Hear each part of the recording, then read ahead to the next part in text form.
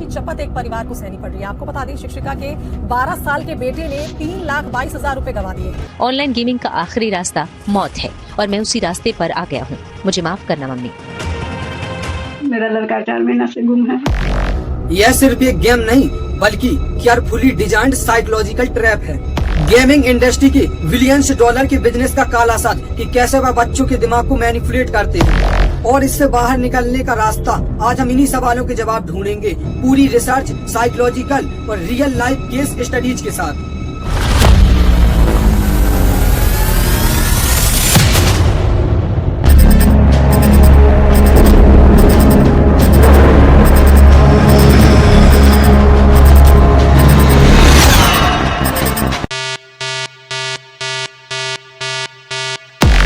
अगर आपको लगता है कि आप गैम्बलिंग के कभी शिकार नहीं बनेंगे और ना हैं, तो रुकिए। इस वीडियो में आगे आपको वो सबूत दिखाने वाला हूं जो आपकी सोच को बदल कर रख देंगे। गेम जीतने के बाद दिमाग में डोपामाइन कैसे बढ़ता है। एक लड़के ने इंटरव्यू में बताया कि कैसे उसका गेम छोड़ने का मन ही नहीं करता, जैसे ही हारता हूँ दोबारा खेलने का मन करता है।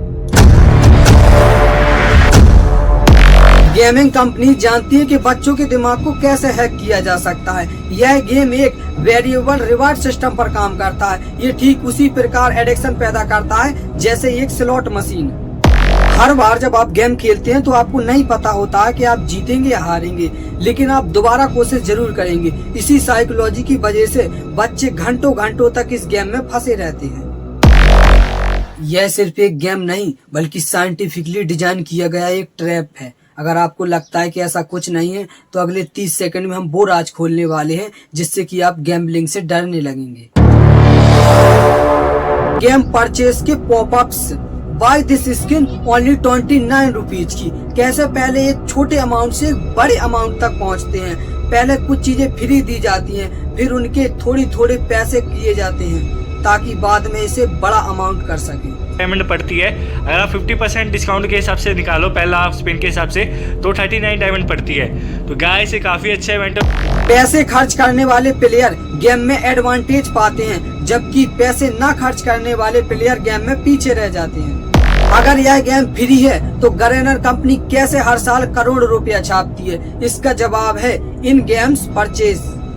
यह गेम बच्चों को मानसिक रूप से इस तरह डिजाइन करते हैं जिससे कि वे खरीदारी करती रहें। यह फ्रीमियम मॉडल दुनिया का सबसे खतरनाक साइकोलॉजिकल ट्रिक्स में से एक है। सब गेम ने बर्बाद कर दिया। जब जहां डॉक्टर्स बनेंगे, वैज्ञानिक बनेंगे, इंजीनियर्स बनेंगे या कोई और काम करेंगे, हमारे देश के बच्चे शायद उस समय ऑनलाइन गेम्स खेलते ही रह जाएंगे। आपके सामने सिर्फ यही एक वीडियो चल रही है, लेकिन कईयों के लिए यह उनके पूरे जीवन की बर्बादी की कहानी है। और सबसे बड़ा झटका तो आपको तब लगेगा जब आप जानोगे कि यह गैम्बलिंग का खेल हमारे बच्चों को भी बर्बाद कर रहा है। अगर आप पेरेंट्स हैं तो अगले 2 मिनट आपके लिए बहुत जरूरी है। आपको बता दें, शिक्षिका के 12 साल के बेटे ने 3,22,000 रुपए गंवा दिए। बताया जा रहा है 3 महीने में 278 बार शिक्षिका के बेटे ने ऑनलाइन ट्रांजैक्शन किया। यह कोई फिल्मी कहानी नहीं बल्कि हजारों परिवारों की सच्चाई है कि कैसे पेरेंट्स हर महीने अपने बैंक स्टेटमेंट देखकर चौंक जाते हैं कि कैसे उनके बच्चों ने गेम्स में हजारों रुपए फूंक दिए। और सबसे खतरनाक बात तो यह है कि यह गेम बच्चों को इतना एडिक्टिव बना रहे हैं कि वह झूठ बोलने और चोरी करने तक को तैयार है। उनका एडिक्शन यानी लत जो शौर्य को लग चुकी है, यही असली टेंशन है सतीश तिवारी की कि उनका बेटा उनके बीच होकर भी वर्चुअल दुनिया में जी रहा है। फिर भी अगर आपको लगता है कि आपका बच्चा सुरक्षित है तो दोबारा सोचिए। यह गेम सिर्फ पैसों की बर्बादी नहीं कर रहा बल्कि बच्चों को हिंसक और मानसिक रूप से गुलाम बना रहा है। गलती तो पेरेंट्स की मानता हूँ मैं। पेरेंट्स ऑनलाइन मोबाइल को छोड़ते नहीं है तो वो सीख के बच्चे भी उसी ऑनलाइन मोबाइल में, फ़ोन में, कंप्यूटर में, लैपटॉप में घुस गए। गेम्स जो खास तौर से वीडियो गेम है, ये पबजी गेम हो, चाहे वो ब्लू वेल हो, चाहे कोई और जो दूसरे गेम्स आते हैं, जितने भी गेम्स ऑनलाइन होते हैं सारे एडिक्टिंग होते हैं। गेमिंग सिर्फ एंटरटेनमेंट नहीं है, यह बिलियंस डॉलर की इंडस्ट्री है जो आपकी भावनाओं, दिमाग और पैसों के साथ खेल रही है। टेंसेंट और गैरेना जैसी कंपनियों के बिजनेस मॉडल के एनालिसिस। इससे पहले कि आप सोचें कि यह एक गेम है। क्या आपको पता है कि गैम्बलिंग कंपनीज आपकी हर हरकत पर नजर रख रही है। बिग डेटा एक्सप्लोटेशन, कैसे गेमिंग कंपनी बच्चों की पर्सनल आइडेंटिफिकेशन चुरा रही है।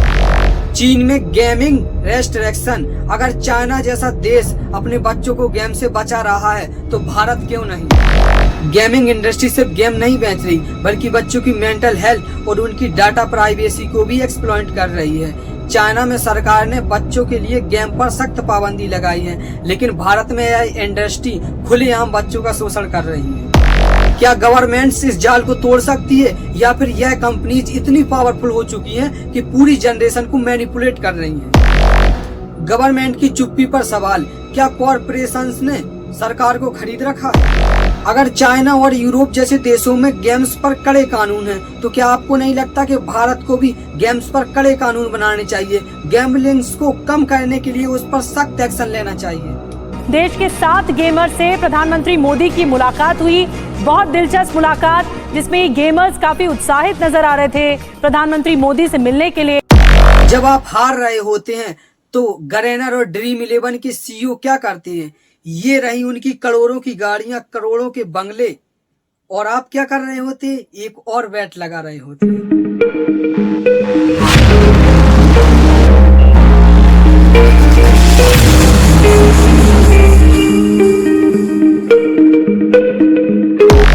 अब तक हमने देखा कि गैम्बलिंग कितनी खतरनाक चीज है, लेकिन अब सवाल यह है क्या इससे बचा जा सकता है। और यह जानकर आपको झटका लगेगा कि इससे बचने का सॉल्यूशन हमारे ही हाथों में है। लेकिन क्या आप वाकई इस जाल से निकलना चाहते हैं? अगर हाँ, तो वीडियो का सबसे जरूरी हिस्सा अब शुरू होने वाला है। इससे बचने के उपाय हम इन 7 तरीकों को डिकोड करके समझेंगे। क्या आपको लगता है कि आप इसे कंट्रोल कर सकते हैं? तो पहले 1 हफ्ते तक बिना गैम्बलिंग किए बिताएं। कौन से तरीके आपको गेम की ओर धकेलते हैं? बोरियत, अकेलापन, तनाव, इन्हें पहचानें और इनका दूसरा सॉल्यूशन निकालें। अपने बैंक अकाउंट पर लिमिट लगाएं ताकि आप गैम्बलिंग साइट्स पर पैसे खर्च ना कर सकें।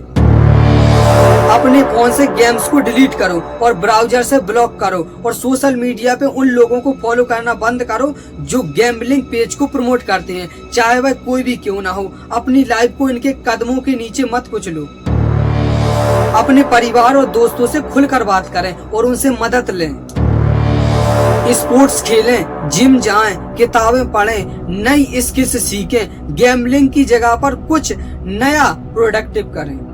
अगर गैम्बलिंग आपकी जिंदगी को बर्बाद कर रहा है तो तुरंत किसी साइकोलॉजिस्ट या गेमिंग हेल्पलाइन नंबर से संपर्क करें।